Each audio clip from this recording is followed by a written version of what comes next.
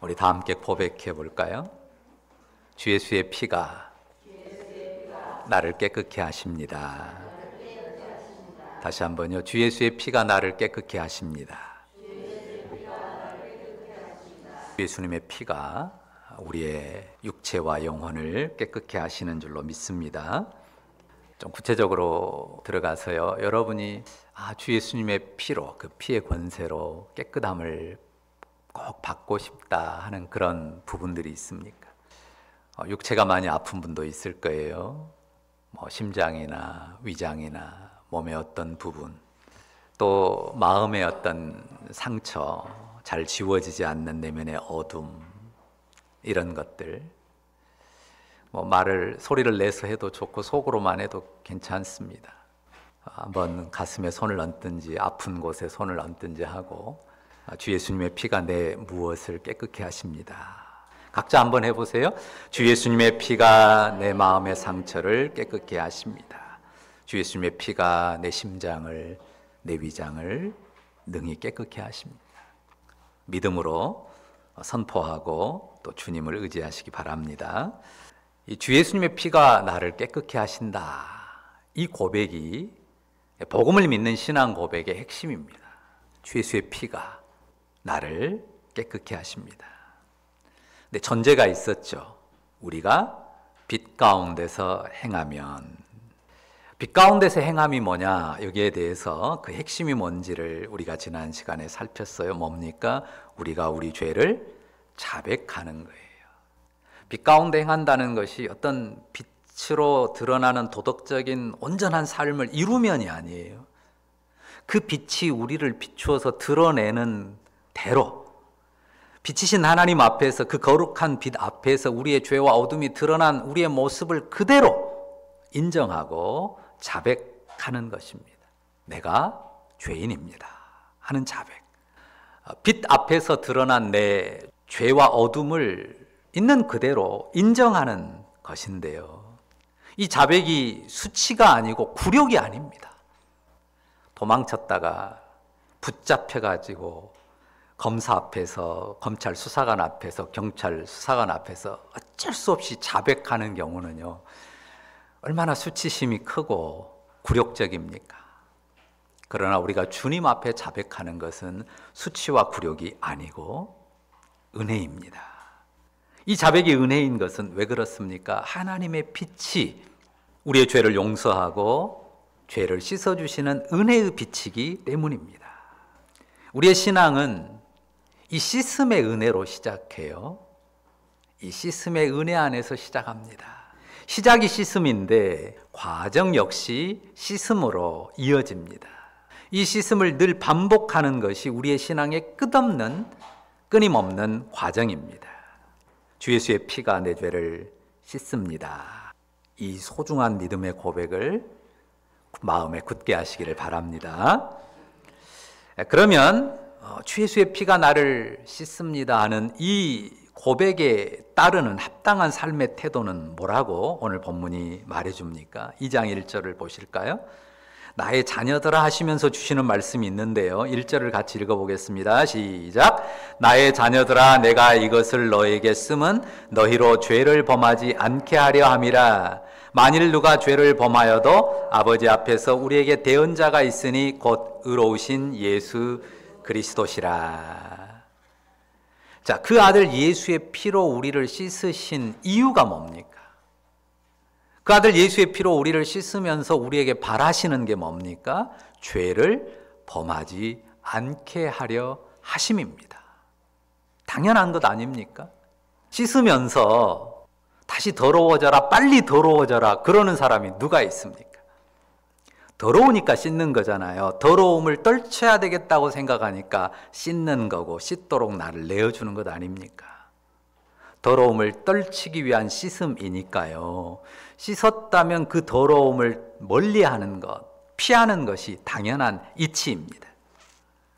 그래서 예수의 피로 죄를 씻었다는 성도, 예수의 피로 죄 씻음을 믿는 성도의 결심과 고백은 무엇입니까? 죄를 떨치겠습니다. 죄를 물리치겠습니다. 어둠과 죄를 떨치고 피하겠습니다 하는 것입니다. 죄를 자백하면서 빛 가운데 행한단 말이죠. 그 방향성이 죄를 범하지 않는 거예요. 예수 피로 씻으면 되는데 죄가 대수야? 혹시 이렇게 생각하는 사람이 있다면 어떻겠어요? 예수의 피를 모욕하는 거죠. 그런 식의 말이나 태도는 불가하다는 것입니다.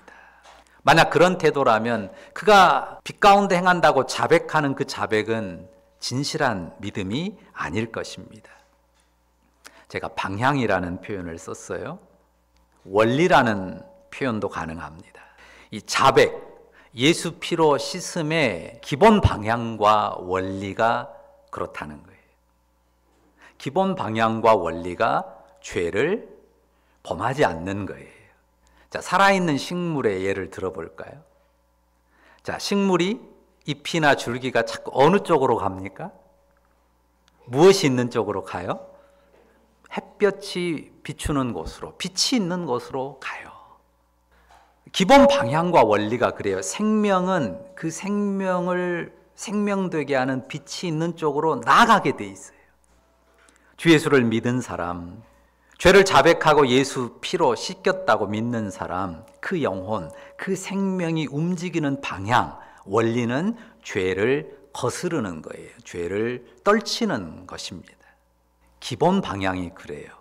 그리고 원리가 그렇다고 말합니다. 그렇다면 기본 방향과 기본 원리가 그렇다는 말은 현실에서 그렇지 못한 면도 있다는 것을 인정하는 말이에요. 조금 전에 제가 식물 이야기를 했거든요. 식물이 그 생명의 방향, 생명의 원리가 햇볕을 향하고 위를 향하지만요, 그 식물에도 또 다른 힘이 역사하죠. 식물뿐만 아니라 생명이 있는 모든 것, 이 지구상에 존재하는 모든 것에 역사하는 힘이 있어요. 끌어당기는 힘, 뭐죠? 중력이 있어요. 중력은 땅으로, 지구 중심으로 끌어당겨요. 근데 생명이 살아있으면 그 지구 중력이 끄는 쪽으로 가지 않죠. 그 중력도 이용하지만 여전히 빛을 향해서 간다는 말입니다. 생명이 중력을 이겨요. 그리고 중력을 적당히 이용도 합니다. 그러니까 사람이 자유롭게 걷고 뛰고 새가 자유롭게 날 수 있는 것도 그 중력을 잘 이용하는 생명력 때문에 그래요. 성도는 죄를 짓지 않는 방향으로 가고요, 죄를 대항하는 원리로 삽니다. 그러나 삶의 현장에서 죄의 힘과 영향력이 존재해요. 마치 중력처럼 말입니다. 그래서 예수 피로 죄를 분명히 씻었는데 죄를 범하는 경우가 생기게 마련입니다. 그런 경우에 어떻게 할 거냐 하고 1절 뒷부분이 말해주는 거예요. 그 만일부터 한번 다시 읽어볼까요? 만일, 시작.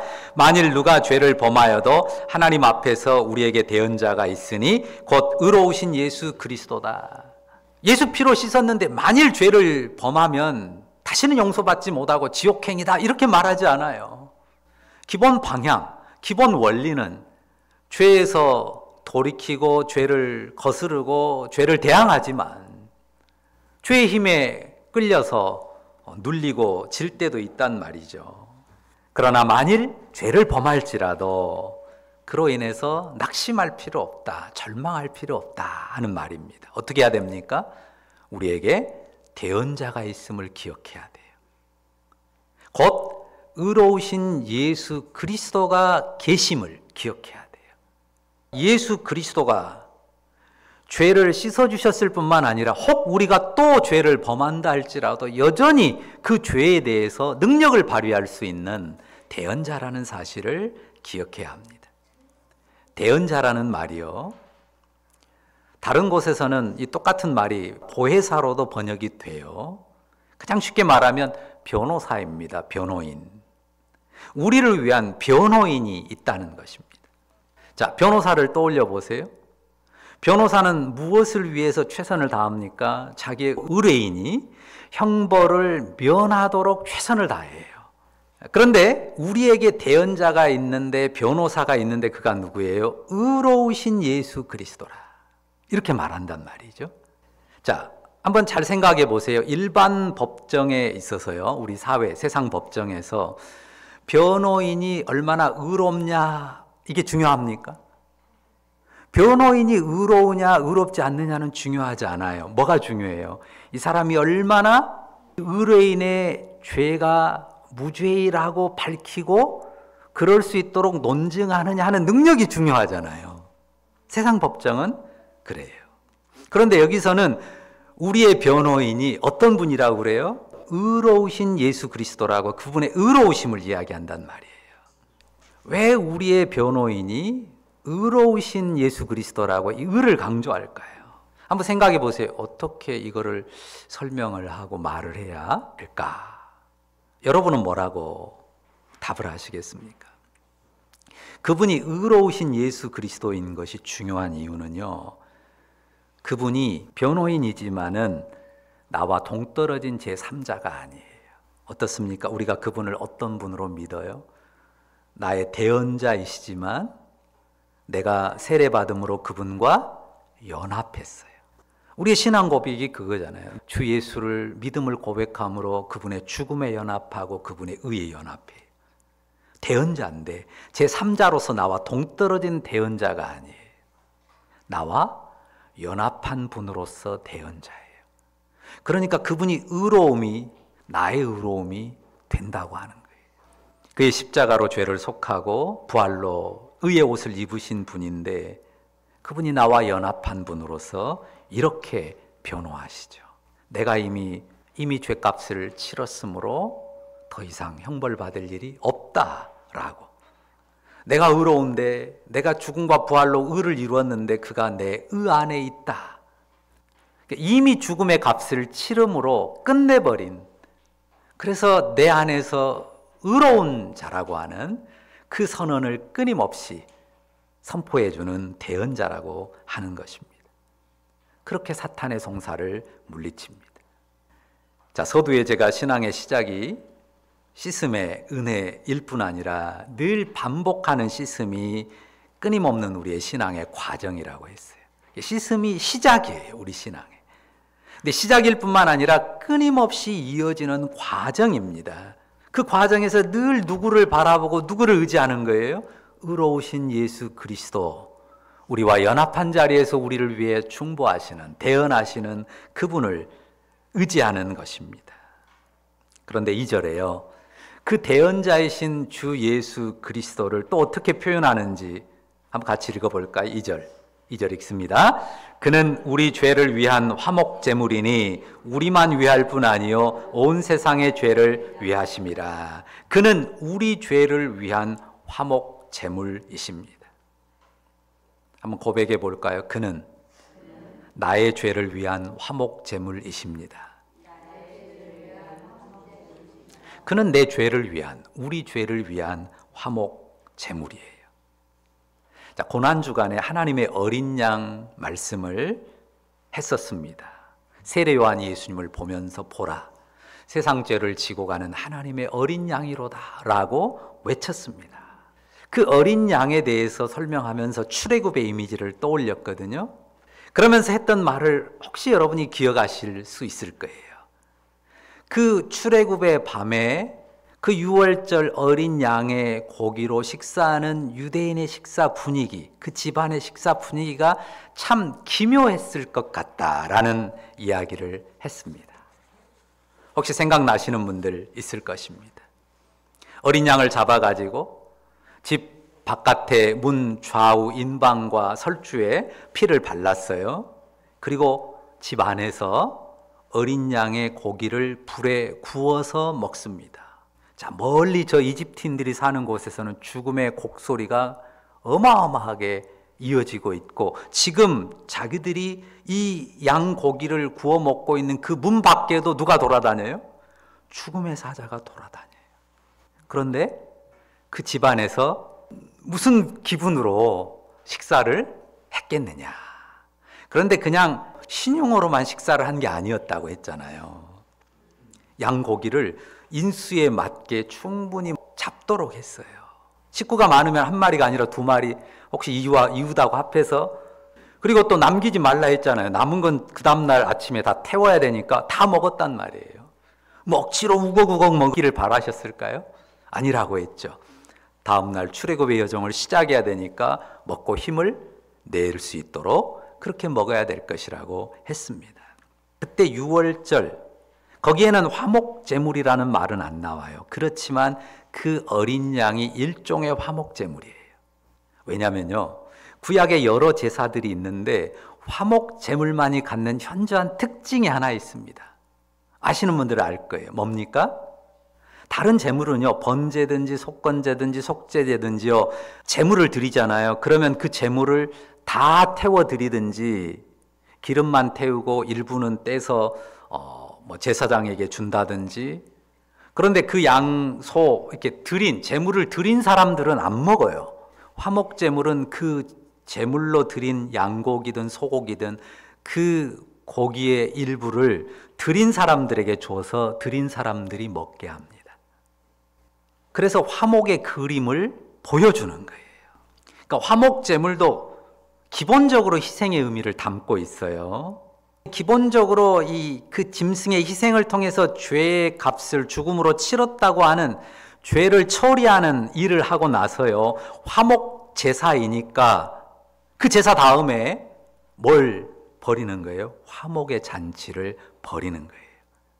그러니까 누구 앞에서, 누구 상에서 함께 먹는 거예요?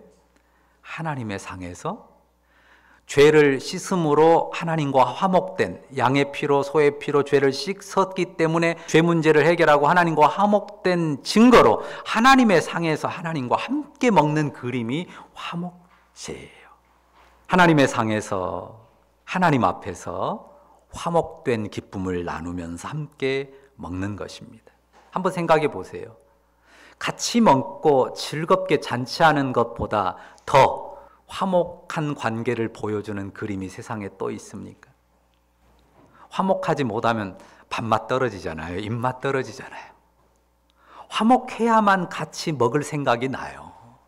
화목하지 않은 사람하고는 절대 같이 먹고 싶지 않아요. 먹을 때라도 좀 즐겁게 먹고 싶은데 그렇잖아요. 화목을 나타내는 최고의 그림이 함께 먹는 잔치입니다. 그러니까 출애굽 당시에는 화목 제사라는 표현을 쓰진 않았어요. 그 후에 주어진 율법을 가지고 구분해 보면 그 역시 화목 제사의 일부였다고 볼 수 있다는 말입니다. 2절 다시 보십시오. 그는 우리 죄를 위한 화목 제물이니. 그는 우리 죄를 위한 화목 제물이니. 기본적으로 그가 우리의 죄를 속하는 제물이세요. 그런데 방금 제가 설명드린 내용을 쭉 보면 우리 죄를 위한 화목 제물이라고 했을 때 우리가 놓치지 않아야 될 그림이 뭐예요? 하나님의 상에서 먹는 기쁨의 잔치, 화목의 잔치. 이 그림을 놓쳐서는 안 된단 말이에요. 화목 제사의 뒷부분, 앞부분은 죄를 씻는 거죠. 그래서 하나님과 화목됨이고 그 뒷부분은 혹은 목표는 화목의 잔치예요. 화목의 잔치를 잃어버렸는데 화목의 잔치를 회복하려고 희생제사를 드리고 희생제사를 드린 그 짐승의 고기를 맛있게 즐겁게 먹는 거예요. 어떻습니까? 여러분이 자녀들 모아놓고, 요즘은 자녀들이 적지만 자녀손들 모아놓고 잔치를 벌였다 그러면 뭘 바라세요? 아이고, 아빠가 엄마가 차려준 음식 너무 맛있어요. 맛있게 먹어야죠. 기쁘게 먹어야죠. 할아버지 할머니가 차려준 음식 너무 맛있어요. 정말 지혜로운 아이는 그런 말이에요. 음식도 맛있지만 역시 우리 할머니 사랑이 최고라. 좀 지혜로운 애는 그렇게 말할 거예요. 화목의 잔치가 그런 사랑의 교제로 드러나야 된다고 하는 것이죠. 그는 우리 죄를 위한 화목 제물이십니다. 그가 화목 제물 되심 안에서 우리가 하나님과 화목한 관계를 누리는 잔치, 그 기쁨의 잔치를 우리가 누리기를 원하십니다. 우리가 자주 이야기했잖아요. 항상 기뻐하라. 주 안에서 기뻐하라. 내가 다시 말하노니 기뻐하라 했을 때 그 기쁨이 어떤 기쁨이에요? 그냥 룰루랄라 좋아하라는 말이 아니잖아요. 예수 피로 씻음 안에서 우리 죄를 위한 화목제물이 되신 주 예수, 그분의 피로 씻겨져서 하나님과 화목된 관계 안에서 그 화목의 기쁨, 그 잔치를 누리라고 하는 것이고 그 기쁨을 삶의 모든 순간에 담아내라고 하는 그런 요청일 것입니다. 의로우신 예수 그리스도가 우리 죄를 위한 화목 제물인데요. 자, 그러면 우리가 받아 누리는 화목의 잔치상 좀 더 구체적으로 이야기해 볼까요? 무엇을 어떻게 먹습니까? 이스라엘이 화목의 잔치는 양고기, 소고기 먹는단 말이에요.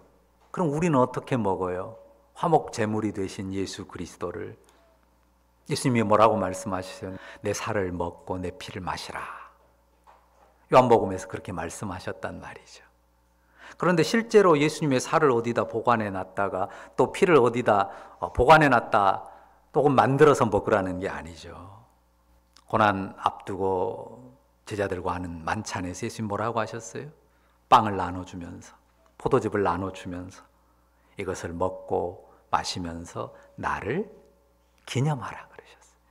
내 희생을, 세상 죄를 위하여 희생 제물이 되는 내 죽음을, 희생을 기념하라 말씀하셨단 말이죠. 그러니까 뭘 먹느냐, 그것도 필요한 부분일 수 있지만 십자가 대속의 죽음을 기억하고 그것을 영혼에 적용하는, 영혼에 담아 모시는 거죠. 조금 더 구체적으로 나가면 그 믿음 안에서 성찬과 애찬을 성도들과 사랑으로 함께 나누는 삶입니다. 자녀로서 하늘 아버지의 상, 하늘 아버지의 식탁을 기쁨으로 누리는 것입니다. 죄로 막혔던 하나님과의 관계가 아들 예수의 피로 회복된 것을 기뻐하는 것이고요. 또한 같은 믿음을 가진 형제들과 화목의 교제를 이루는 것입니다. 그리고 2절 뒷부분도 주목해야 합니다. 뭐라고 씁니까? 그는 우리 죄를 위한 화목 제물인데요. 그 뒤에 뭐라고 써요? 우리만 위할 뿐 아니라 또 온 세상의 죄를 위하심이라 말씀하시죠. 자칫 나에게만 머무를 수 있어요. 우리에게만 머무를 수 있어요. 그래서 집단 이기심을 한껏 발휘하는 공동체가 될 수도 있단 말이에요. 교회는 집단 이기주의가 아닙니다. 나와 우리에만 머무르는 공동체가 아닙니다. 주 예수의 피로 씻은 나, 주 예수의 피로 씻은 너, 우리가 하늘 아버지의 식탁에서 함께 기쁨의 교제를 나누고 또 그 즐거움을 나누는 것이지만요, 우리 여기 말씀하신 것처럼 우리를 위할 뿐 아니라 온 세상의 죄를 위한 화목 제물 되신다는 사실을 절대 간과할 수 없습니다. 화목 제물이 되시는 주 예수 그리스도의 은혜는 온 세상을 향한 것입니다.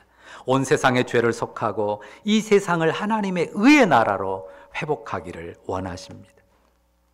그러니 주 예수의 피로 온 세상의 죄와 어둠을 씻기 바라시는 하나님 마음을 우리가 놓쳐서는 안 됩니다. 주 예수의 피로 온 세상의 죄를, 온 세상의 어둠을 씻어내기를 바라고 하나님 나라를 이루기를 바라시는 그분의 마음을 놓쳐서는 안 된다는 말입니다.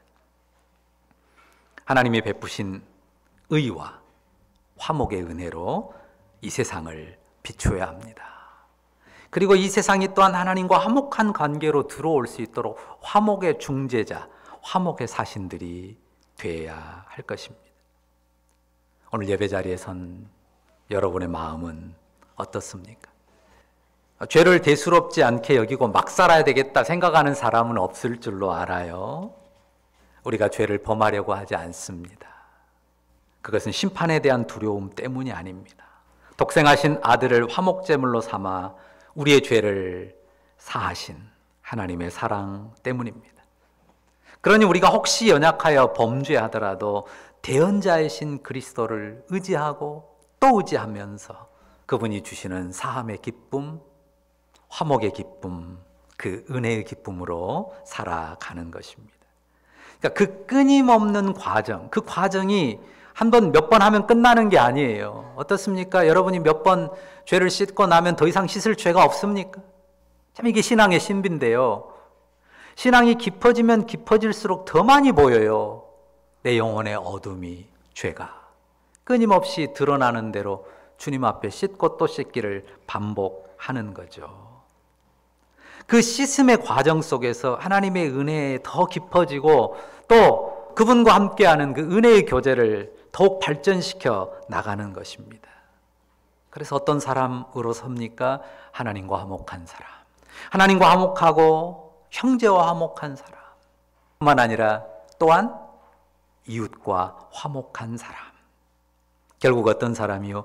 예수님 닮은 화목의 사람, 예수님 닮은 평화의 중재자, 그런 사람으로 세상에 복이 되는 사람으로 점점 더 성장해 갈 것입니다. 그러니까 쉽게 생각해 보면요, 내가 주 예수의 씻음의 은혜 안에서 성장하는가 그렇지 못하는가, 아주 단순하고 짧은 기준을 하나 말한다면 내가 주변 사람들 사이에서, 가족 사이에서 화목의 중재자가 되고 있는가. 그 거꾸로인 사람도 있잖아요. 주변에 보면 그런 사람이 있잖아요. 그 사람만 오면 그냥 다 피하고 보려고 하지 않는, 그래서 화목을 깨트리는, 우리는 어떤 모습입니까? 우리의 영원한 화목제물이 되신 주 예수 그리스도, 그분을 찬양합니다. 그 아들 안에서 우리와 화목하시고 기쁨의 상을 우리에게 차려주시고 베푸시는 하나님께 우리의 깊은 감사를 드려야 할 것입니다. 그리스도 안에서 풍성한 화목의 잔치를 누리면서 기쁨의 삶을 꾸리는 여러분들 다 되시기를 바랍니다. 그리고 그 모습으로 축복이 되는, 가족에게, 지체들에게, 주변의 이웃과 모든 사람에게 정말 화목의 사람으로 축복이 되는 여러분들 다 되시기를 주의 이름으로 축원합니다. 기도하십시다. 우리의 죄를 위한 화목제물이 되신 우리 주 예수님의 은혜를 찬양합니다.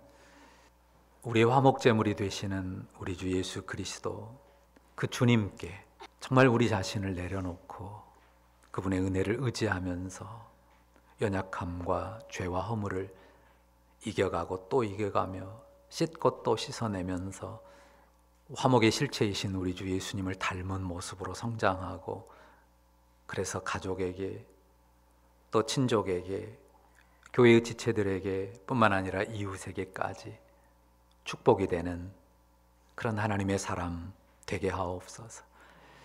나 때문에 불편하고 사이가 갈리고 갈등이 생기는 그런 모습은 떨치게 하시고, 우리 주님 안에서 우리 주님의 어떠하심을 온전히 비추어내고 드러내는 화목의 사람들, 화목의 사신들 되게 하옵소서.